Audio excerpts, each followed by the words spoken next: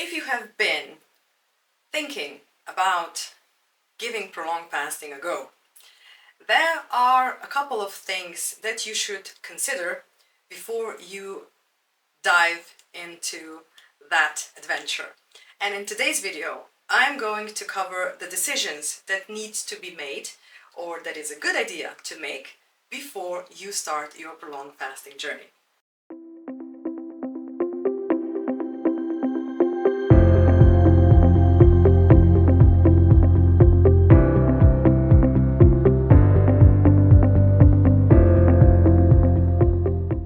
So in today's video, we're going to tackle the decisions that need to be made before you go on your fasting journey. And who am I that is so bold to tell you what decisions to make? Well, my name is Basswood, and I have been fasting for the past 28 years. My fasting sessions or my fasting periods have been anywhere from 3 to 6 weeks, and I have done it majority of time for weight loss, but also some of the times they were done, especially the longer periods, were done for my health reasons. So I am quite equipped with a lot of the tips and tricks that will serve you as a beginner if you are thinking about giving prolonged fasting a go. So I have prepared 9 such topics that it is a good idea for you to consider, to give some thought about before you decide to go on a fasting journey, simply because I think that a fasting experience should be a nice experience, and it shouldn't be forced. And if you check all of those boxes, all of those 9 boxes that need to be decided on before you start your fasting journey, I think that you will have an easier time with your fasting period. So without any further ado, let's go on the first decision that it is a good idea to make. And that first one is usually where everybody starts, and that is your why. So why would you like to fast? Now, maybe it is for health reasons, maybe it's for weight loss, maybe you just heard some celebrity talk about it and now you would like to see what all of the fuss is about. But whatever it is a good idea to know why you are doing it. My first reason to start fasting at 18 was because I wanted to prove a point, because I wanted to prove to my family that I can last 18 days without food, or basically 21 days, 3 weeks. And it was not for health reasons like the rest of my family did, to cure cancer and to cure tumors. So it was because I said I can do it and nobody believed me, and then it was 2 days and I started. For you it may be different, because a couple of years later, or more than a couple of years later, my reasons changed, and they were purely for health reasons. It was because I've decided that maybe fasting could also help me to heal my body and to make it hospitable enough to have a child, because I was diagnosed with endometriosis. So my why was so strong that I lasted or endured the whole 6 weeks of fasting, so without food, just because I wanted to have a child, and it was successful. I did manage to get pregnant. So my fasting, the first fasting period that lasted for 6 weeks, was successful. So know your why. How to know your why? If you don't have the exact finger to put on, you say, this is why I want to do it, I recommend journaling. And I don't mean, to journal every night for 10 minutes, because if you want to really get inside of your head, it's going to take a little more than 10 minutes a day, just before you go to bed and just describing your day. It's going to take deep sessions of work. You can film yourself, you can write it, you can type it, it doesn't matter, but ask yourself why. And ask yourself why again, and why again, and why again. And the more that you ask why, and the more honest answers that you give, the more it's going to help you on those bad days that happen when you are fasting. You know, the bad days when you are lack energy, when you don't have any more will to go on, when your headaches, you know, when you just want to crawl into bed and sleep. Those days, um, turning your pages of that diary and reading through the reasons why I decided to fast, it's really going to help. So that is why. Next, I would decide on your fasting method. What do I mean by that? There are a lot of fasting methods out there. You can do a water fast, you can do a dry fast, you can do a juice fast. Now, the entirety of that 28 years that I have been fasting, I have been fasting with my preferred method of fasting, which is called the Broyce fasting method. It is a juice fasting method, and it is you basically drink freshly squeezed juices from beetroot, celery, carrots, and radish, and a bunch of other teas that you need to drink. And this juice basically keeps you alive and energetic and not hungry at all. So this is why I have been able to survive the 3 to 6 weeks of fasting without, let's say, complaining too much. So you need to decide on your fasting method. The next thing that you need to decide is on how long you would like that fasting method to be. So if you are a beginner, you should probably think about, I don't know, intermittent fasting, where you fast for a couple of hours. If you're a little more experienced than that, you should probably think about a water fast, which can be anywhere from 24 to 48 hours. Dry fasts I would not recommend, because dry fasts, you cannot drink anything, and it's kind of counterintuitive, because I always drink a lot of liquids when I'm fasting. Why? Because your body is detoxifying, and that toxins or that rubbish that your body is throwing out should be flushed out with water. That's only logical for me, but okay. And the dry fasts can only really be done 2 days maximum. And then I don't know, when you are if you are brave enough, you can maybe try a week, 2 weeks, 3 weeks. I just jumped right in and I said I'm going to last without food for 3 weeks, and I did it for 18 days. So there were 3 days left for me to fulfill that promise that I said that I'm going to do. But it was enough for me, because I proved my point. My parents were ecstatic that I could do it, that I basically could last without food at 18.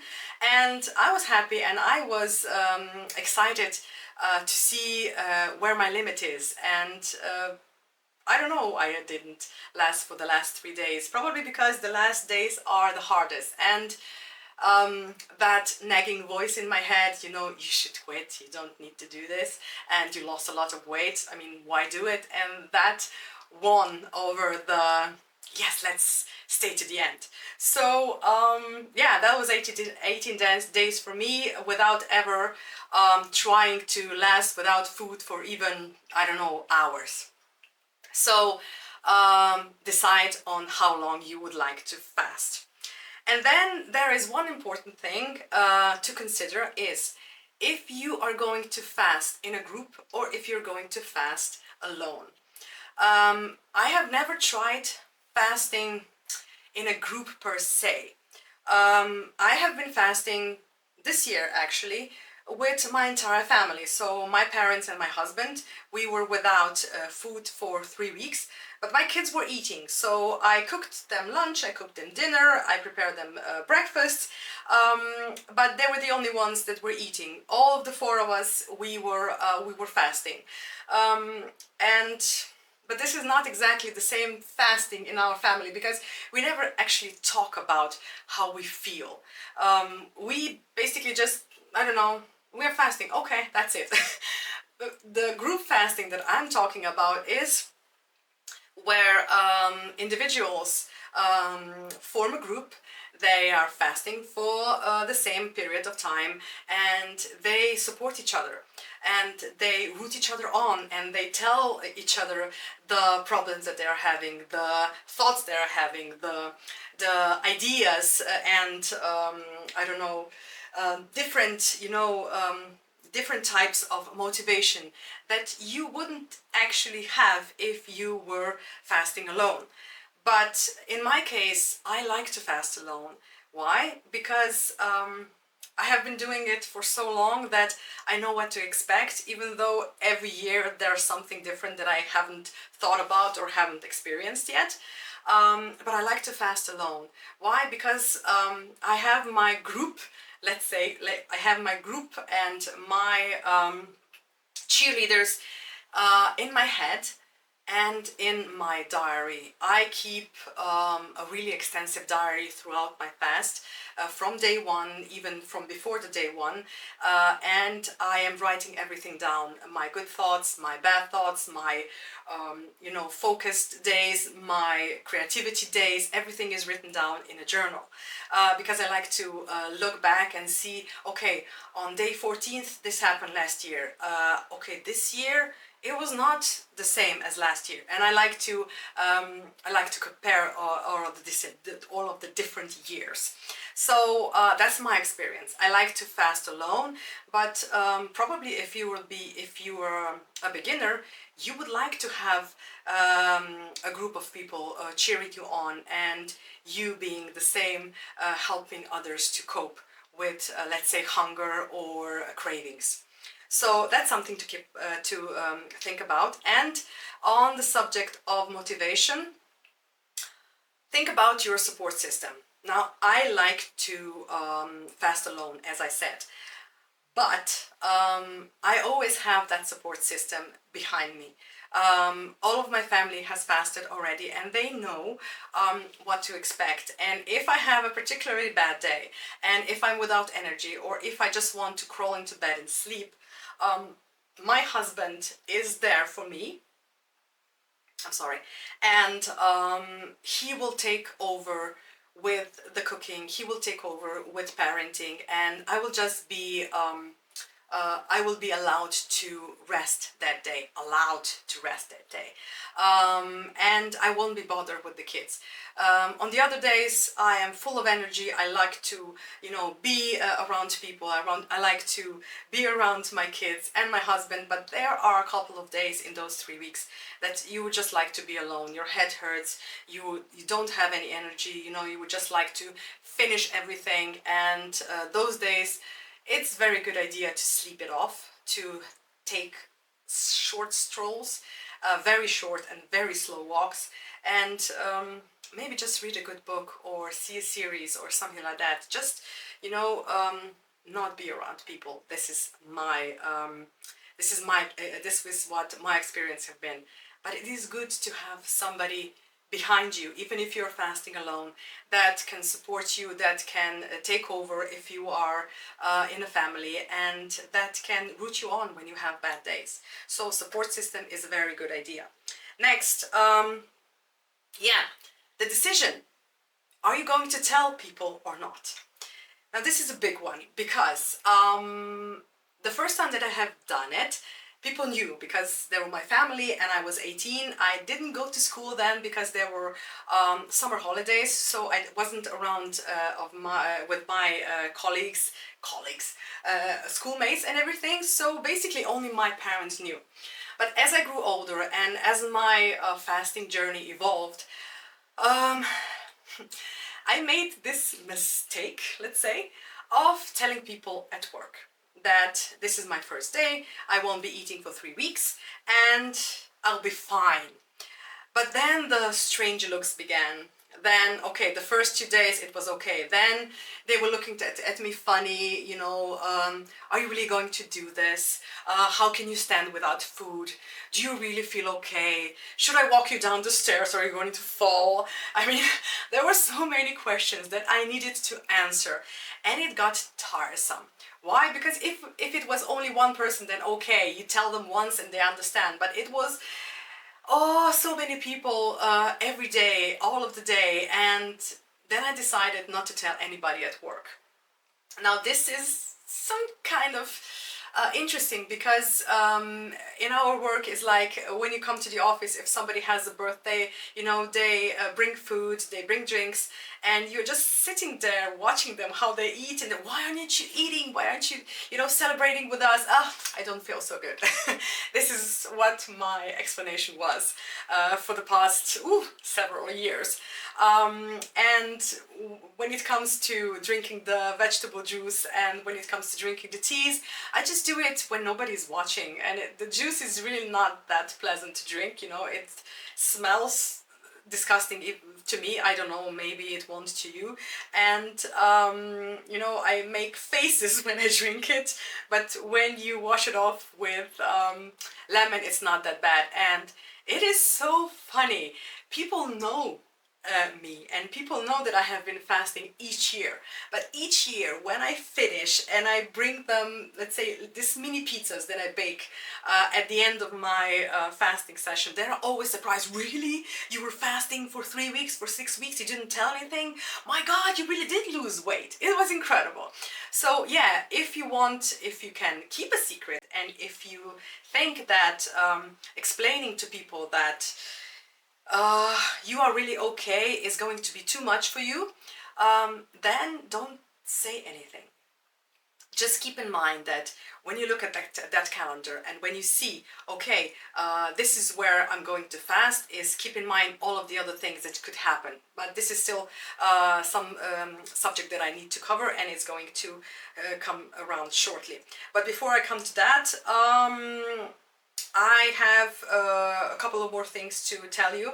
The first one is your family and your family meals. Now, if you are the one who is in charge of cooking, and if you have a large family, or even a dog, or even your spouse to look after, then see if you are comfortable with cooking. I don't mind. I never minded. I could cook on the first day, on the second day, on the 33rd day. It was no problem. One year, my parents even were so kind when I was fasting that they were on a fried meat diet. Don't ask me what it was, but they ate for 1 week. I cooked every day fried chicken. Every day. And it was like nauseating at the end of the week. Where they got that diet, I don't know, but it was interesting. So yeah, if you don't think that you will be able to cook when you are fasting, then try finding somebody who will be able to take your place. If not, then batch cook. That's my I don't know, not reason, but that's my tip for you. A week, 3 weeks before you even start thinking about fasting, just batch cook everything that you are cooking for dinner and for lunch, and freeze it. And you know, keep those takeaways pamphlets handy. I know it's not a good idea. I know that cooking fresh food from scratch is healthier, but if it's going to help you stay on course, and you know, stay and persist through the time that you decided that you're going to fast, then once a year, I think that your family is going to be more than happy to, I don't know, have a takeaway once or twice per week for those, I don't know how many weeks you decided to fast. So keep in mind, the best solution is that somebody else cooks. But if that's not possible, then use your imagination and do whatever you can do to ease your suffering when cooking. What else? Yeah. I've told you about those bad days that are coming. Now, bad days are two types of bad days. One is that you feel like, you know, the bad word. That means that you headaches, that means that you lack energy, that means that you would like to just crawl inside the bed and sleep for the entire day. Those are bad days, one type. And then there is another bad day when you don't feel that bad, but you have second thoughts. You second thought everything. You think, why did I start? You think it lasted long enough. I don't have to do the entire fasting period that I've decided to do. These are usually at the end of the fast. And that's when it's a good idea to have a project and decide on the project before you start fasting. My projects were always something to do with my mind, to do inside, and something to do with my hands and my body. Now, my hands and my body, I used my garden and my hothouse. So it was always spotless, it was always great, it was always without weeds, and I loved I always loved to work with my hands, and it relaxed me. It relaxed me being around nature, being around green stuff, and watching nature is something that I really enjoy. And when I'm fasting, I notice more. And the second project that I have is usually a mental one, and that is writing a book. I love writing books, I love writing fantasy novels, and when I'm fasting I usually have an incredible amount of imagination, an incredible amount of persistence, and I can focus more. And you probably heard me say this, but I had 1 year when I wrote the entire draft of a book of 25 chapters in 2 hours when I woke up. It was day, I don't know, 14, 15, something like that, of my fasting period. So there are those days, and those days I like to sit inside, especially if it's raining outside, and I just like to write. And if it's possible, just leave me alone and just leave me to work. So a project is a good idea. It will keep your hands occupied, it will keep your mind occupied, and it will keep your thoughts away from why you want to quit. And now, the last thing that I want to tell you is deciding on the beginning date. Now, you've decided all of those things that we've talked about, but now it's time to look at the calendar. And when you're looking at the calendar, think about several things. If you're working, and if you will be working when you are fasting, then if your job entails travel, see if you can squeeze in that time that you won't be traveling, because it was going to be a little more difficult to travel and not be at home. Then think about the birthdays, think about the anniversaries, think about, I don't know, where you and your groups hang around, and you know that there will be food. See if you can find those kinds of empty spaces, empty weeks in your calendar, and focus on fasting in that period. That being said, for me, it's the easiest time to fast is in the late winter and in the early spring. Why? Because there are not a lot of fresh vegetables, there are not a lot of fresh fruits, and I don't have as many cravings. I am never hungry, as I explained before, because of the vegetable juice, but I do have cravings. And if I don't see, strawberries growing on the garden, and if I don't see peaches in the supermarkets, then it is a bit easier to handle my cravings. So yeah, that's basically it. I have done a PDF of everything that I have been talking about today. It's free and it's going to be in the description below, so you can download it, you can print it, and then you can just check everything off of your list as you have decided upon it. And if you found this video helpful, maybe you have some of your own ideas that I forgot to keep in mind before you start your fasting journey. And if you have such an experience, please write it in the comments. I would really like to read about it. So that's it for this video. Thank you very much for your time. Thank you very much for your patience, and I will see you in the next video.